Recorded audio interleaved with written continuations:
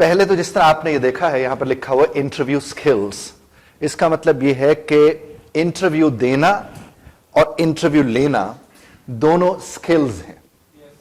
So this has got nothing to do with knowledge. तो इसका मतलब इसका नॉलेज के साथ उतना लेना देना नहीं है जितना स्किल्स के साथ है. And skills can be learned. Skills को बड़े थोड़े वक्त में सीखा जा सकता है.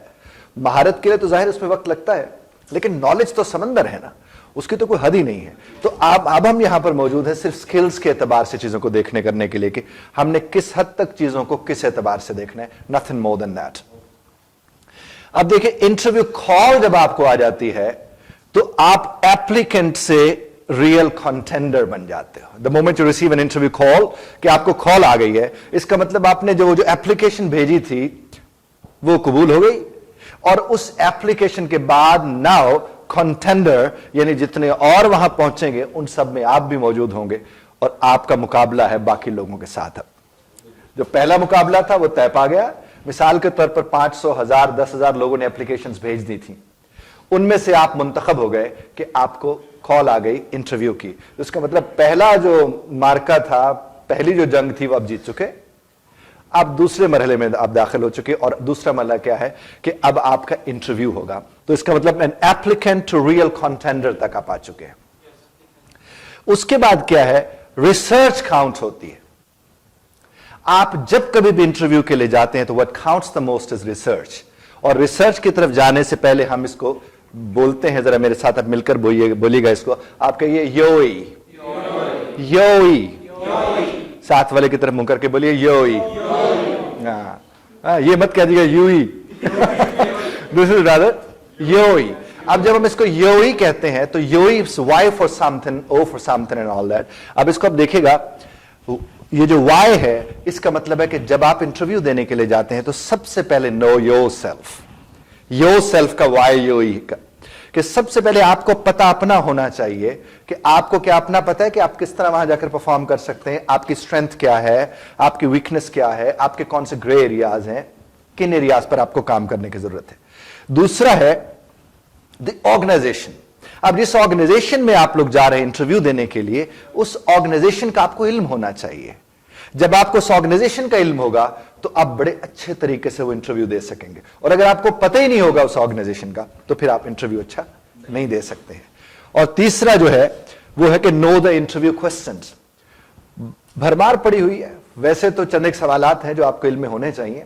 जब भी कभी आप इंटरव्यू देने के लिए जाते हैं तो थोड़ा रिसर्च करके आपको पता चलता है कि मसलन वो आपसे पूछ लेते हैं कि आपकी स्ट्रेंथ क्या है, आपकी वीकनेस क्या है, आपने इस कंपनी को सिलेक्ट क्यों किया, क्या इसके अलावा भी कभी आपकी कोई ऑप्शन, अच्छा पिछली वाली कंपनी क्यों छोड़ रहे हो, वगैरह वगैरह. तो किस तरह के सवालात मुझसे किए जा सकते हैं, पहले से उन सवालात की थोड़ी बहुत तैयारी आपकी होनी चाहिए. इट्स ऑल अबाउट योई. I would stop in for a while, और मैं आपसे रिक्वेस्ट करूंगा कि योई वाली बात जो है वो आप साथ वाले के साथ जरा 5-10 सेकंड्स के लिए डिस्कस कर ले, फिर हम आगे बढ़ते हैं. योई से क्या मुराद था? He is a partner. You please together. योई से क्या मुराद?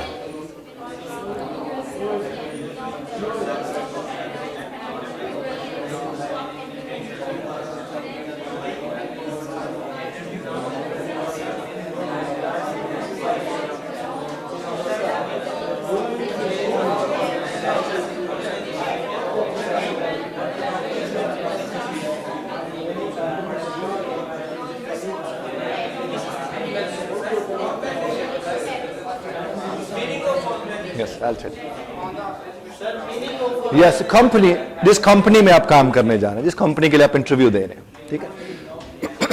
Hope you are done with it. Thank you. अभी आपने देख लिया कि आपको पहले तो अपना पता होना चाहिए, फिर जिनके यहां जॉब करने के लिए आप इंटरव्यू देने जा रहे हैं, जिस कंपनी में, जिस इदारे में, जिस इंस्टीट्यूशन में, जिस ऑर्गेनाइजेशन में, आपको उसका पता होना चाहिए.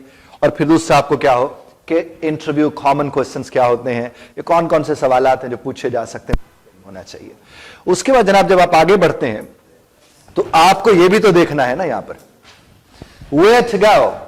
आपको उस रास्ते का भी इल्म होना चाहिए कि आपने जाना है तो किस रास्ते से और कहां जाना है. कुछ इसके आप घर से निकले और आप कहें मुझे तो रास्ता ही समझ नहीं आ रहा कौन सा जाना है, तो आपको उसका इल्म होना चाहिए. और फिर आपको यह भी इल्म होना चाहिए कि कितना वक्त इस पे लग सकता है. क्या हो सकता है? इसके ऊपर वक्त कितना लग सकता है आपको यह भी इल्म होना चाहिए. How long will it take. और कोशिश करें कि इंटरव्यू डे से 15 मिनट पहले, जो इंटरव्यू डे आपका है, आप 15 मिनट पहले इंटरव्यू के स्टार्ट टाइम से पहले वहां पर पहुंचे. मिसाल के तौर पर अगर उन्होंने कहा है कि 9 से 12 के दौरान इंटरव्यूज होंगे, तो आपको 8:45 पर वहां होना चाहिए. वो अगर आपको कहते हैं कि 11 से 2 के दरमियान इंटरव्यूज होंगे, तो आपको 10:45 पर वहां पर होना चाहिए. मैं clear? 15 minutes before the interview. जरा बंदा रिलैक्स हो जाता है. उसके बाद देखिएगा, आपने, हमेशा मैं लोगों से कहता हूं कि इंटरव्यू डे को कभी नया सूट नहीं पहन के जाना चाहिए, कभी नया जूता नहीं पहन के जाना चाहिए. हां, आपने अगर नया जूता या नया ड्रेस खरीदा है इंटरव्यू के लिए, तो उसे एक आध बार पहन लो ताकि कंफर्ट हो जाए. वो जो उसके ट्राई इट ऑन द कंप, आप उसे पहन ले, वो आपके जिस्म के साथ पांव का, आपके पांव के जूता जो है वो जरा एक दफा लग के उसका इस्तेमाल में आ जाए, यूज में उसके आ जाए. उसका नतीजा ये निकलता है कि आप उस दिन फिर कंफर्टेबल फील करके बैठे होते हो, नहीं तो आप कंफर्टेबल नहीं होते हो. और वैसे भी आपने अगर नया जूता पहन रखा हो, तो आपने खुद देखा होगा, जितना अच्छा मेयारी जूता हो, जब पहली दफा पहन के चलते हैं तो थोड़ी देर को चाल बदली हुई होती है. इसी तरह कपड़े जो पहन के पहली दफा, तो आपका बार बार ध्यान अपने कपड़ों की तरफ जा रहा होता है. तो आपका ध्यान जब कपड़ों की तरफ जाएगा, तो फिर इंटरव्यू की तरफ किसका ध्यान होगा? इसीलिए कहा जाता है कि इसको पहले से एक दफा पहन के देख लें. उसके बाद रीड ओवर योर एप्लीकेशन. आप डू योर रिवीजन. हमेशा ये बात ध्यान में रखिए कि आप जब इंटरव्यू की तैयारी अपने तौर पर करके बैठते हो, तो उसकी हल्की से रिवीजन अपने किसी दोस्त के, किसी सीनियर के साथ, नहीं तो शीशे के सामने खड़े होकर अपने आप से वो सवाल करके उसके जवाब देखो. मैं तो अक्सर स्टूडेंट से ये कहता हूं कि आपको चाहिए कि आप उसकी ऑडियो रिकॉर्डिंग या उसकी वीडियो रिकॉर्डिंग अपने ही मोबाइल से कर लें, और देखें मेरा बॉडी, मेरे जेस्चर्स क्या थे, मेरा फेस का एक्सप्रेशंस क्या थे, मैं किस तरह से चीजों को देख कर रहा था. And read over your application. अब आप ही की जो एप्लीकेशन है, बाजुकत होती है कि वहां से एप्लीकेशन डाउनलोड होती है, तो आपने उसमें सारी डिटेल्स दी होती हैं, उसको आप प्रिंट निकालें, उसको अच्छी तरह पढ़ लें. बाजुकत ये होता है कि आपने खुद एक एप्लीकेशन लिख रखी है और उसमें आपने अपनी स्ट्रेंथ, वीकनेस, ये बली बला सब कुछ बता रखा है, सीवी, रेज़्यूमे भेजा है, रिज्यूम वो भी वहां पर मौजूद है. तो आपने उसको एक दफा देख लेना कि उसी पर उसने आपसे सवाल करना है. उसके बाद think about the question that you might be asked. वही जो पहले मैं आपसे अर्ज कर चुका कि आपको उन सवालात का जरूर सोचना है जो आपसे पूछे जा सकते हैं. यानी पहले से ज़हन में होगा कि ये वाला पूछेंगे तो मैं ये जवाब दूंगा, ये वाला पूछेंगे तो मैं, इसको कहते हैं ना होमवर्क करके आना. उसके बाद ठीक है, copy of your application, CV, an example of your work if required. ये होता है कि आपको अपना सीवी, एक तो एक पेज का सीवी होता है, कोई 10-15 पेजेस का नहीं होता, वो हो गया. या आपका जो कॉपी है आपके एप्लीकेशन का, वो आपको चाहे आप भेज चुके हो, ईमेल कर चुके हो उन्हें, फिर भी साथ लेकर जाना चाहिए. और अगर आपने मुख्तलिफ ऑर्गेनाइजेशन के साथ काम किया है, तो उस काम के कोई सी एग्जाम्पल्स, जो वर्क की एग्जाम्पल है, वो आपके पास होनी चाहिए. वो रिक्वायर करेंगे तो सामने रख देंगे, वो अगर रिक्वायर नहीं करेंगे तो कम से कम होगी, आपके जहन में होगा तैयारी करके गया था. उसके think more deeply about yourself, the role you are applying for. जब मैं आपसे कहता हूं कि आप स्टडी करें कि जिस ऑर्गेनाइजेशन में आप काम करने जा रहे हैं, तो उसी तरह से आपको यह भी स्टडी करना चाहिए कि कौन सा रोल है जिसके लिए आपने अप्लाई किया है. मिसाल के तौर पर आपने वहां पर मैनेजमेंट में किसी रोल में अप्लाई किया है, तो आपको पता हो कि यह रोल है, मैंने अप्लाई किया है और इस रोल में ये जरूरतें हैं पूरी करने वाली, और मैं इसको इस तरह से पूरा कर सकता हूं.